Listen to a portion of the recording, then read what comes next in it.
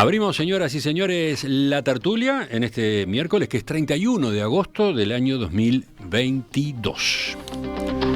Otra vez, tertulia 100% presencial. Acá están las cuatro voces. Empiezo con los saludos. Primero para Desiree. Desiree Pagliarini, buen día. Buen día, ¿cómo andan? ¿Todo bien? ¿Cuál es, la tercera, la cuarta vez? Creo que es la cuarta vez. Ah, sí. Cuarta ya. Sí, ya me estoy acostumbrando, ¿eh? Después nos contarás qué te dicen. ¿Qué evaluaciones recibí sobre tu performance? Por ahora positivas, pero es como todo. La gente te quiere, la gente que te quiere te dice cosas buenas, claro. Bueno, sigo. Al lado de Desiree, Óscar Sarlo, buen día. ¿Qué tal?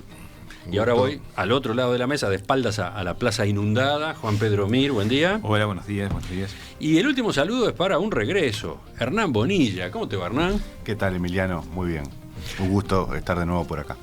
Hernán Bonilla, ¿cuántos años en la tertulia? ¿Tú tenés la cuenta? Bueno, estábamos hablando de eso antes de entrar. En realidad esta es mi tercera etapa en la tertulia. Claro. Arranqué joven en la etapa del espectador, después ya aquí, y bueno, ahora tuvimos un paréntesis de 2 años y medio. El paréntesis se debió a que Hernán estuvo integrando el equipo del Ministerio de Economía, ¿no? Exactamente. Ahora volviste a la otra actividad tradicional tuya de los últimos años, el CED, Centro de Estudios para el Desarrollo. Sí, ahora estoy de nuevo como presidente del Consejo Ejecutivo del Centro de Estudios para el Desarrollo, así que dedicado a mi verdadera vocación, que es trabajar desde el centro para impulsar políticas públicas con una visión liberal que tiene mucho que ver con el tema que vamos a hablar ahora. Ah, mirá, ya deja el enganche armado. Bueno, bienvenido de regreso entonces. Vamos al primer tema. ¿Somos conservadores los uruguayos? Lo pregunto pensando, por ejemplo, en la polémica que generan hoy las propuestas de reforma de la seguridad social o de reforma de la educación. Pero también pensando en la resistencia que en los gobiernos del Frente Amplio generaron la creación del IRPF en la reforma tributaria o todo el proyecto de inclusión financiera. Y podría agregar otros ejemplos. Lo criticada que fue la decisión de hacer peatonal la calle Sarandí en la Ciudad Vieja durante la primera administración departamental del Frente Amplio, la controversia por la construcción de la Torre de las Telecomunicaciones durante el segundo gobierno de Julio María Sanguinetti, o, yendo a iniciativas privadas, el proyecto de Juan Carlos López Mena para la zona del dique Maguá en la Rambla Sur de la capital, o el puente sobre la laguna Garzón en Rocha, cofinanciado por el empresario argentino Eduardo Constantini. Entonces, ¿somos conservadores los uruguayos? Y si la respuesta es afirmativa, ¿eso es bueno? ¿Eso es malo? Hernán, tú querías hablar de este tema. Sí. Te doy la segunda parte de la introducción, entonces. Gracias. Sí, capaz que buscando algún tema para salir un poco de la coyuntura, pero bueno, vamos a desembocar seguramente la coyuntura de nuevo. Yo creo que sí somos conservadores, pero capaz que eso requiere algunas precisiones de qué queremos decir cuando hablamos de conservador. Uno podría decir, bueno, puede ser una clasificación ideológica o doctrinaria. Yo creo que la clasificación que hacía Hayek, que en realidad eso es más un triángulo que el eje izquierda-derecha que habitualmente usamos, ¿no? En realidad, yo creo que la mayoría de personas más o menos se acerca a ser o socialista o conservador o liberal. Y creo que eso es mejor que lo que es más habitual usar de izquierda a derecha.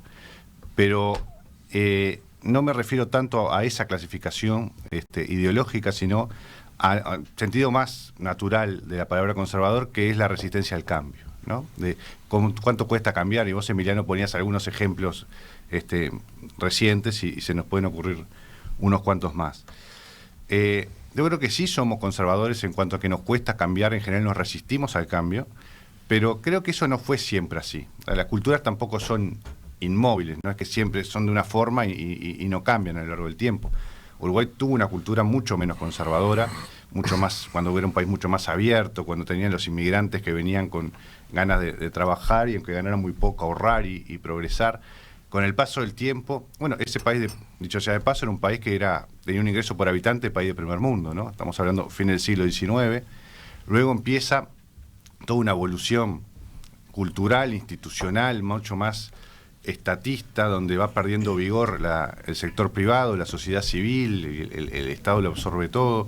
Creo que eso tiene un epicentro a mitad del siglo XX y luego hemos ido ganando, sobre todo en las últimas décadas, algunos espacios mayores de libertad, pero me parece que la característica fundamental de la cultura uruguaya es conservadora en cuanto a esa resistencia al cambio, que no fue siempre así, pero que hemos llegado a esa y sigue siendo una característica muy importante en general. Nos cuesta cambiar, hay muchos ejemplos de eso, y yo creo que eso termina siendo, en general, malo. No es tampoco que cualquier cambio sea bueno, hay alguna cosa de ser conservador que es buena. Los cambios radicales son malos, los cambios revolucionarios siempre terminan en desastre. Los cambios tienen que ser graduales, Y además hay cambios que se proponen y que pueden ser efectivamente no adecuados o directamente dañinos, ¿no? Sí, en algunos de los ejemplos que vos ponías, para mí hay algún cambio que fue malo, efectivamente. Sí, por favor, lo de Cipriani es un mal ejemplo, porque Cipriani, yo no mencioné el de Cipriani. Cipriani es el San Rafael. Sí. No, yo mencioné el puente sobre la Laguna Garzón de otro empresario extranjero, Constantini. Me pareció que había... italiano, como diría Olmedo, los dos. Por eso, hubo una resistencia en el caso de Cipriani y fue una destrucción lamentable. Sí, por eso ahora podemos hilar ¿no? un poco más fino, como se hace con la lana de nuestro país. No, redondeo para no acaparar, que estoy falto de práctica. Pero creo que eso es malo, la resistencia al cambio corporativo que en general tiene Uruguay, ¿no? Cuando muchos de esos ejemplos son corporaciones gremiales, empresariales, que las cosas siempre se hicieron así y no me toque mi chacrita, y eso es malo porque no se está pensando en qué es lo mejor en definitiva para que el país progrese. Ese tipo de resistencia al cambio creo que es la que nos hace más daño. Dice Nacho desde la audiencia, y esto sirve creo para continuar la discusión, nosotros somos gradualistas, dice. Ojalá. Emiliano, los uruguayos somos gradualistas, tímidamente ondulados, templaditos. Ser conservador o propiciar el cambio o innovador en sí mismo no son elementos, si van separados de la ética, los proyectos políticos y los proyectos que tienen que ver con las nociones de bien y del mal, del desarrollo, en sí mismo no lo veo como categorías que expliquen mucho. Uruguay es conservador en algunos aspectos, tiene una tradición conservadora, los amigos liberales como Hernán ven en el Estado un problema que genera esa transformación, pero por otro lado también en una sociedad tan débil desde el punto de vista como sociedad civil como la nuestra, el Estado uruguayo ha sido un paraguas o un promotor de esa innovación. Y Uruguay, lejos, puede ser visto como conservador en muchos aspectos, pero es fuertemente innovador y ha sido a lo largo del siglo XIX, XX y XXI tenido avances fantásticos, y en el contexto de América Latina es un ejemplo de una sociedad moderna, ¿no? Tenemos ejemplos de equidad social, del matrimonio igualitario, tenemos el ejemplo de la legalización del consumo de cannabis, tenemos varios ejemplos que hacen los espacios de negociación que el oyente planteaba como gradualistas. En sí mismo el conservar no es malo, depende de aquello que se quiera conservar. Por otro lado, sí también vale la pena, quisiera comentar que a veces generar transformaciones o no ser conservador en Uruguay no paga, porque la innovación, y ese es un problema, el generar cambios es tal el nivel del esfuerzo en cualquiera de las áreas, aunque somos conscientes que ese cambio es necesario, a veces ese statu quo impide que cambios necesarios para el desarrollo, para la justicia, para la equidad, se vean obstaculizados. Pero eso lo dejo para la segunda vuelta. Antes de escuchar a Desiree, voy Bien. con otro mensaje de Esteban que dice: ser conservador tiene ventajas y desventajas, como las tiene ser liberal o progresista o demócrata socialista. El resultado de la tensión es la vida misma, agrega el oyente. Yo no estoy tan en desacuerdo con el oyente en realidad, porque creo que categorizarlo como positivo o negativo depende de la coyuntura y depende de la circunstancia en la que se vive en el momento. Quizá en determinado momento es necesario ser conservador porque es necesario ser precavidos, es necesario mantener ciertas precauciones sobre determinados cambios, evaluarlas bien a largo plazo y y en algún otro momento quizá lo que impera es la necesidad del cambio inmediato. Por ejemplo, mencionaba Hernán sobre las migraciones, ¿no? Que es algo que hace al ADN, creo mismo, del Uruguay, y cuán necesario es adecuarse a las nuevas olas migratorias que tenemos, por ejemplo, ¿no? De Venezuela, Cuba, República Dominicana. Habla una parte interesada, ¿no? Habla una parte interesada. Recordemos que Desiree es venezolana, o mejor dicho, venezolana de uruguaya. Nacimiento, sí, pero lo cierto es que es inmigrante, ¿no? Exactamente. Y bueno, mi madre es inmigrante mismo, es venezolana, ciudadana legal. ¿Cuánto hace que estás acá, recordemos? Hace 15 años. 15 años. Exacto. Entonces, creo que en un momento en donde Uruguay vuelve a hacer puertas abiertas, buscándolo o no buscándolo, pero en definitiva puertas abiertas, se necesita ser un poco más eficaz, rápido y movilizador en las políticas que se hacen y sobre todo en las adecuaciones que se hacen para que los migrantes se puedan integrar a la sociedad. Entonces, por eso yo creo que hay que relativizar, no soy relativista, ojo, pero creo que determinadas cuestiones hay que relativizarlas en el tiempo y adecuarlas al contexto histórico que se está viviendo. Uh-huh. Para mí, deberíamos ver si es efectivo o no es efectivo ser conservador en el momento. De todas maneras, y con esto termino también para no acaparar, yo creo que los uruguayos y las uruguayas, más que conservadores, son tradicionalistas. Bueno, estaba faltando tu respuesta. Estaba faltando tu respuesta a la pregunta. Interesante respuesta la tuya, justamente porque de algún modo venís de afuera, ¿no? ¿Qué conclusión sacaste al observarnos? Yo creo que no se podría hablar de conservadurismo como tal, porque como decía Juan anteriormente, hay tendencia a innovar, hay tendencia a buscar formas de ser mucho más visionarios, ¿tá? El Uruguay es visionario desde siempre y yo creo que lo es hoy por hoy también, con regulaciones que tenemos, con derechos que tenemos que en América Latina no se tienen, etcétera. Ahora, es tradicionalista, que es diferente. Yo creo que por eso es lo que le resiste al cambio, que le gusta sentir que todos los cambios que hay tienen ese toque oriental, vamos a decirlo así. O sea, que no le saquen determinadas características porque ahí sí se le crispan los nervios. Pero no es que sea conservador, es que creo que necesita decir, bueno, yo reconozco esto, no me le saquen todo, quiero seguir tomando mate y quiero seguir yendo a la Rambla. Pero bueno, está bien, legalícenme el cannabis, pero no me saque la Rambla, por ejemplo. Sí, ese tipo de cosas. Entiendo cuál es la idea. ¿Y Oscar qué dice? Bueno, yo empezaría por poner relativizar la posibilidad de caracterizar una sociedad. Creo que todos estaremos de acuerdo que no hay el uruguayo o el Uruguay no se puede subjetivizar de esa manera. Entonces, bueno, hay actitudes conservadoras y actitudes no conservadoras. Eso dependerá del momento, del tema, en fin, es muy complejo. Pero vamos a aceptar el juego de que se puede hablar en términos, digamos, una resultante de si somos conservadores o no. Yo diría que, primero, lo de conservador es un término casi vacío, porque puede significar tantas cosas que si no lo confrontamos con otro término, no podemos ver cuál es la funcionalidad en la retórica política que tiene esto, que es muy compleja. Vamos a tomar un criterio, porque hay una forma de ver conservador que se opone a innovación. Bueno, esta es una cosa. Pero si yo pongo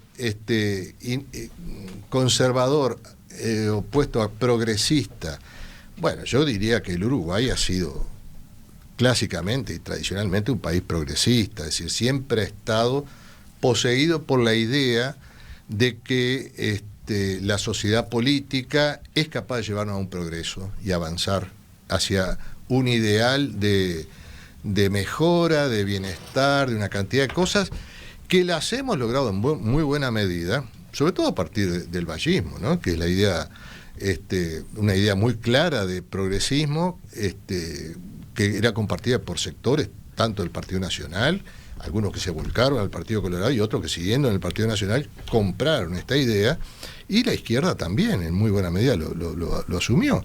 Entonces hay una idea de progresismo que es contraria al conservadurismo, que ha sido muy exitosa y ha sido muy aceptada por la sociedad uruguaya. Y esto me parece que habla de esa posibilidad del papel de la política como un factor de progreso, que algunos conservadores cuestionan y piensan que la evolución tiene que ser espontánea, tiene que ser fruto de ¿Es una alusión a Hernán? No, porque justamente creo que con el liberalismo que plantea Hernán, según creo yo, porque es este nuevo empuje que está tomando el liberalismo, plantea una cuestión muy interesante. Hay liberales que están asumiendo de que los únicos agentes de cambio son ellos, que la izquierda se ha vuelto conservadora.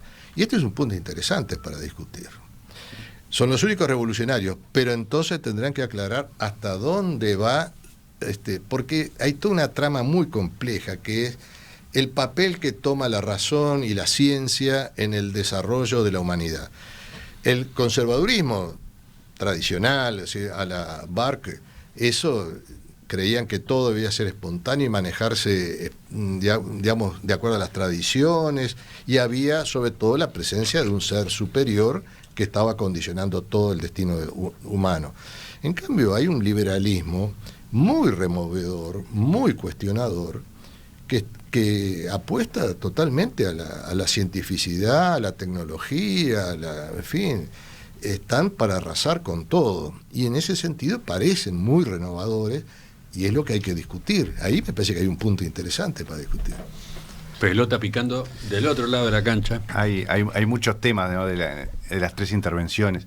Yo creo que es importante un punto que mencionaba antes, de que la cultura, es cierto lo que dice Óscar, es complejo caracterizar una sociedad con una etiqueta. Pero en términos generales, sí. Yo creo que podría decirse que en alguna de sus características... que puede funcionar para hablar. Para discutir, creo que es bueno. Creo que lo que ya decía también es cierto, las inmigraciones a Uruguay le han hecho muy bien, las del siglo XIX y las de ahora, en ese sentido de diversificar la sociedad, de tener otras perspectivas, de enriquecer la sociedad. Yo creo que han sido positivas, y lo estamos viendo hoy, que está siendo muy positivo para el país. Es cierto que el conservadurismo es relativo. O sea, es cierto que uno es conservador, depende del contexto y depende del país. No es lo mismo ser conservador en Uruguay que en Estados Unidos o que en un país de Europa. En Uruguay yo creo que la posición conservadora ha definido como cierta defensa del status quo, de dejar tranquilo que está bien, es de origen vallista, aunque creo que muchos vallistas hoy no están en sintonía con eso.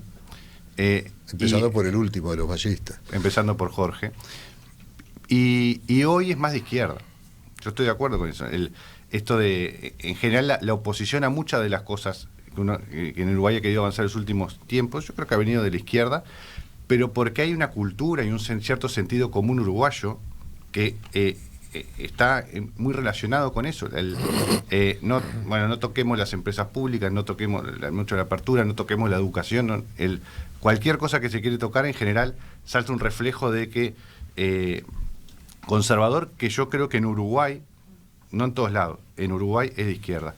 Y es cierto también que hay muchas expresiones hoy del liberalismo, algunas a mí no me gustan. A mí no me gusta Milei, no me gustan esas liberalismo sin raíz, y de que Milei, el argentino. El argentino, de que todo puede ser, todo es el mercado, y igual se pueden comprar y vender personas. Eso me parece una atrocidad. Pero da para una discusión probablemente más de fondo. Yo creo que el liberalismo de origen en Burke, y que en el siglo XX Hayek desarrolla mucho, y Hayek era agnóstico, no era creyente, es el liberalismo en términos doctrinarios, que hoy sigue teniendo vigencia y que puede ser una alternativa en el debate de ideas de Uruguay. Está bien planteado, porque acá lo que está entrando es esta imagen de Milei, que claro, pone los términos muy radicales para la cuestión, y habla de que, quizá por razones de política electoral, pero bueno, habla de que todo lo que no es hayekiano es basura en la política económica, es todo despreciable. Bueno, Y en realidad lo que está planteando es como ideal, porque también hay que distinguir que son ideas y que son políticas, ¿no? Como una idea de un anarquismo, donde el gran enemigo, el gran criminal es el Estado, ¿no? Y entonces, bueno, hay otros liberales que no están de acuerdo con esto, pero hay puntos de discusión que se vienen, que son importantes, por ejemplo, que lo planteaba Hayek ya hace muchísimos años, que era el tema de la moneda, por ejemplo. Y esto sí que es disruptivo, es una cuestión que ahí vuelve a plantear una discusión, como el libre comercio, la desaparición de la moneda estatal, o de los bancos centrales, digamos. Bueno, estas cuestiones son muy rupturistas y pueden verse como un cambio, pero que hay que estudiarlos, hay que verlos muy bien, qué es lo que traen atrás y todo. Pero eso sería uno de los ejes interesantes para discutir, ¿no? Sí, una de las discusiones es que heredamos del positivismo es si, o mejor dicho, que heredamos a partir de la lectura del positivismo si todo progreso o todo cambio en sí es bueno, ¿no? Claro. Yo creo que hoy estamos en un contexto donde vale la pena preguntarse. Y a mí no me queda más remedio que pensar un gran paraguas que son los derechos humanos. Me parece que en ese marco de ese acuerdo universal que se ve constantemente asentado, particularmente después de la Segunda Guerra Mundial, después el ejemplo de innovación más terrible fue, como plantea Adorno, fue Auschwitz, ¿no? Entonces, Adorno, en un texto fantástico que se trabaja mucho en formación docente, que es la función de Auschwitz, la función de la educación es que Auschwitz no se repita, ¿no? Entonces, ahí tenemos un ejemplo máximo de innovación científico-técnica desterrado de la ética. Entonces, yo creo que hoy el desafío, tomando la herencia de un siglo XX terrible, y capaz que esto lo podemos enganchar con el segundo tema, es discutir los cambios, las innovaciones, los conservadurismos en un marco de la mirada de derechos humanos y derechos ambientales, y la mirada de una mirada ambiental que nos permita, desde el punto de vista ético, evaluar cómo esos cambios benefician a las grandes mayorías y al ecosistema terrestre. Que me parece que ese es el punto. Hay personas que atrás de su discurso innovador, como por ejemplo este señor pelilargo argentino con una gran pose, aunque parezca mentira, retrotrae hasta su estética a visiones reaccionarias, a visiones de la Edad Media, ¿no? Con su propia a emperadores romanos. Si uno rasca un poco el discurso de liberal, o sea, yo siento placer de hablar con un liberal como Hernán, aprendo. Digo, sí, no, me unen un montón me unen un montón de puntos, me separan otros, pero me unen quizá más puntos de lo que me separan, con las lógicas de hoy, quienes se denominan con ese liberalismo anárquico, o sea, no tengo puntos de comparación. Creo que el paraguas para no irme de tema, el paraguas de los derechos humanos son un paraguas más que interesante, un paraguas laico que permite el pensamiento antidogmático, el pensamiento multicultural, el pensamiento crítico en el sentido de desnaturalizar los mensajes hegemónicos. Creo que es un paraguas interesante para pensar esta contradicción entre conservadurismo y cambio. Me moría por hablar porque Me callé. No, lo que quiero decir es que de las intervenciones de todo, lo que yo saco en limpio es que conservadores o no conservadores, el Uruguay es vallista. Todos dijeron algo que tiene que ver con el vallismo, la laicidad, pero es real. Siempre llevan la laicidad, el progresismo, esa cuestión de, cuidar determinados derechos adquiridos en el tiempo que nadie se cuestiona y no me lo toques, las empresas públicas, un montón de cosas que a veces incluso los más liberales se animan a decir, hay que reformar, hay que ver cómo esto funciona mejor, que el Estado sea más eficiente, pero nadie se anima realmente a decir, esto saquémoslo del mapa. Creo que habla del ADN vallista que hay impregnado en la sociedad a diferentes niveles, aunque nos guste más, nos guste menos, o pensemos en reformularlo a largo plazo. Yo creo que una de las cuestiones del vallismo, pero esto es una opinión mía muy personal, doctrinariamente hablando, es que no es dogmático. El vallismo justamente tiene esa facultad y esa posibilidad de ver las circunstancias en el tiempo e innovar en base a esas circunstancias.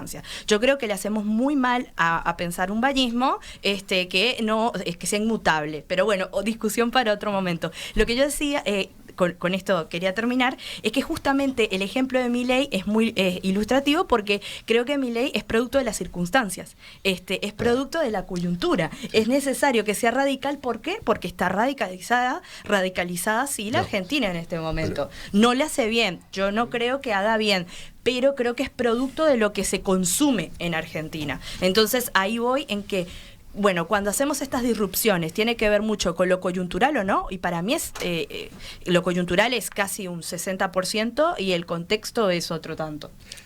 Pero además, ahí se nota la raíz ballista de nuestra querida contertulia. Pero además, y ciudadana. Pero además, digo, uno es conservador cuando tiene valores para conservar. En la Argentina nadie está orgulloso de la situación en que están. Entonces, cuanto más radical sea la propuesta, más posibilidades de ser aceptada, porque ya no queda nada para defender de lo que ha pasado. Ni del gobierno de Macri, ni del gobierno actual. Pocos van a tener buenos recuerdos de eso. Entonces, bueno, es distinta la situación en Uruguay, donde puede haber legítimamente un conservadurismo para ciertas cosas, ¿no? Se puede entender, digo, ¿no? Sí. Hernán, tú que comenzaste con esta charla hoy, y sobre todo teniendo en cuenta las últimas alusiones, hacete cargo. Los tiros por elevación que se escucharon, ¿qué decís? No, hay mucha cosa muy interesante. Yo creo que es cierto que en Uruguay hay cosas para conservar que son valiosas. No hay que venir a barrer, y en general, lo decía en la primera intervención, los cambios revolucionarios son malos. Los cambios, yo estoy de acuerdo con el primer oyente en que decía que los cambios tenían que ser gradualistas. No estoy de acuerdo con que decía que el Uruguay es gradualista. Ajá. Yo creo que es más quieto de lo que debería ser, y nos cuesta avanzar con cambios graduales que necesitamos, ¿no? Cada vez que se plantea un cambio, surge alguien que dice, no, tenemos que hacer una gran asamblea, convocar a todos los actores involucrados y discutir 5 años, y entonces terminamos en esas cosas que en general no terminan en nada y terminamos no cambiando nada. Entonces creo que ese es el conservadurismo que yo criticaba, que yo critico, y que creo que nos hace daño. Sin dudas hay muchas características del Uruguay que todos queremos conservar, que nos gustan, que nuestra base republicana, democrática, valores, la defensa de los derechos humanos, de la que hablaba Juan Pedro. Creo que hay una base común compartida que es muy valiosa. Y me quedo con las ganas de decir algo más sobre el vallismo, pero creo que lo podemos dejar para otra tertulia. Para otra, tiene que quedar eso. Sí. Yo me quedo con las ganas de leer más mensajes de oyentes, pero elijo por ejemplo, de Adolfo, que dice: buena parte de la resistencia al cambio de los uruguayos es hija de la inestabilidad económica generada por las crisis desde los 60 y de la modesta performance económica del país. La sociedad estuvo expuesta a mucha incertidumbre, hay muy poco riesgo más a tolerar, máxime cuando esta no es una economía potente que justifique riesgos. Tiene un punto, es un buen punto, sí. Muy bueno. Y quieren que agregue otro para sentirse, digamos, no sé cómo decirlo, reconocidos, para sentirse... Felicitaciones a los tertulianos de hoy. Que vengan ellos siempre a enriquecernos con su debate abierto, respetuoso, de real intercambio. Dice este mensaje que está mandando... Mi madre, seguramente. ¿Tu madre se llama Ana María? No, María, se llama María. Qué Ana bueno. María. Ya volvemos a la tertulia, conscientes de que este tema no está agotado. En general, en la tertulia no se agotan los temas. Lo que buscamos sobre todo es dejar a los oyentes pensando. Y ojalá que lo hayamos logrado. Bueno, vamos al siguiente, otro punto del orden del día, que tiene que ver, creo que tiene que ver también con conservadurismo, cambio, etcétera.